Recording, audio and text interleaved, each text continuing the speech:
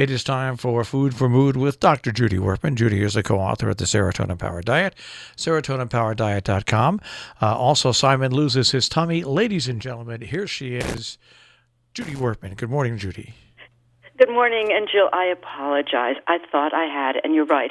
Somehow going south must have taken off some brain cells. But I will tell you what I wrote about. You're coming north anyway, so presumably. That's right. So I should regain them maybe in about 3 hours. I was talking about what I wrote about, and something I would like to discuss briefly is a nutrient, an important component of our diet called choline, choline, that most of us probably haven't heard about and really aren't terribly concerned that we haven't heard about it, because it's one of those nutrients that's not a vitamin and it's not a mineral. It's something that is very important for us. It actually is one of the building blocks of all the membranes in our body. It's essential to make one of the neurotransmitters, brain chemicals that's involved in our memory. If pregnant women don't have enough choline in their diets, their fetus, the unborn child, will not develop their brain sufficiently well, so they may be born with cognitive and memory problems. But again, it's a nutrient that is very easy to overlook because it's just something that's just not talked about. Okay, the reason that I'm mentioning it now is that I came across an article really describing a controversy, small though it is, in England. The controversy started with a British researcher who does a lot of research in nutrition, claiming that people who go on a vegan diet, which means no animal products at all, including dairy products and eggs, none of those, are choline deficient, because one of the main sources of choline in the diet is eggs. If you don't eat eggs, it's really hard to get enough choline. And therefore, she said that not only were people at risk in general, because if you don't your body makes some of it, but you don't make enough, you really could develop liver disease, for example, but that the unborn child was at great risk because vegan mothers aren't getting enough in their diet, and they may be born with some kind of cognitive impairment. And, of course, it was pushback on the part of the vegan community saying, how dare she? We get enough choline in our diet. Our children are perfectly normal. Our pregnant women are perfectly normal. We have no problem with this at all. So I decided to look into it and realized that her argument, which came out just a couple of weeks ago, is something that was actually first proposed a good 20 years ago by a MIT Ph.D., also M.D., named Steve Zeisel, who has a large research laboratory in North Carolina, the University of North Carolina, who first suggested in the late 1990s, early 2000, that we don't get enough choline in the diet. And he also talked about the problems, because based on his research, that if you don't have enough of it, that you really are putting your fetus in danger if you're a pregnant woman. Okay, so I thought, so a friend of mine had come to me with a question of, should I get choline supplements because I hate eggs? And I thought, I don't eat many eggs either. I don't hate them, but I really don't particularly enjoy them. And the only place I would eat them would be if they were in a baked goods, like, I don't know, eating, a muffin or something that was made with an egg for 12 servings. And I'm not getting enough choline either. And so I really wanted to see what our requirements were. And, I won't bother with the numbers, but what I did read in a report that was put out by the NIH is that most Americans really don't get enough of this supplement, and it really could have some impact really on memory.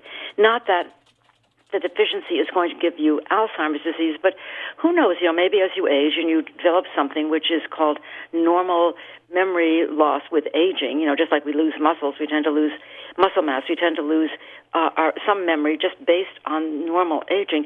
Maybe choline has something to do with it. And so this friend of ours looked at the kinds of foods that you could eat to get enough choline a day, and you can do it, and you can even do it if you're a vegan, but you have to eat carefully, which of course is the main thing about the way most of us eat, which is not particularly carefully.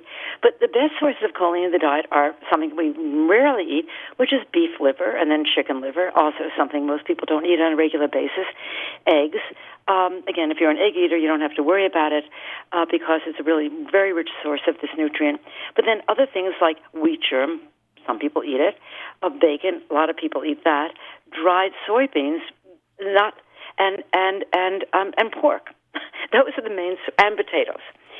These are very good sources of choline. So and I suspect that if you look at your diet, you might find that you're not getting enough either. Well, I don't know. Tell me what's tell me. Okay, so we went through what a normal diet might be if you wanted to get enough choline in your diet, and we. The thing is, if you eat roasted soybeans, you can get those sort of as a snack. That really does have, a fair amount of it. And if you eat 2 eggs a day, you're really getting most of your choline intake.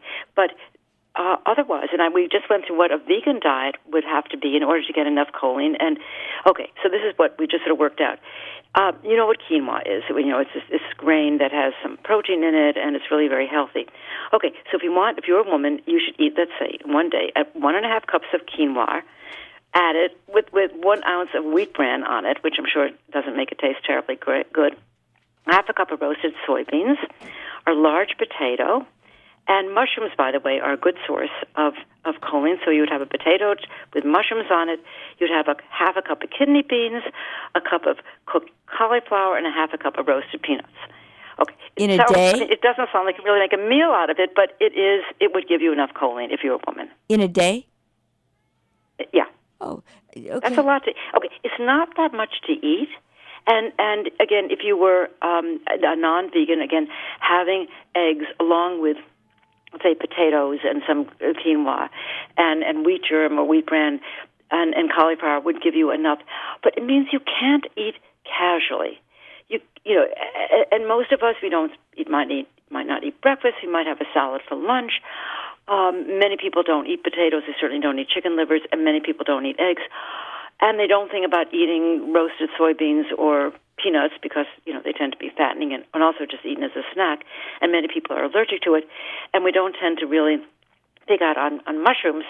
Like 1/2 cup is quite a bit because we tend to think of mushrooms as sort of a garnish in most dishes.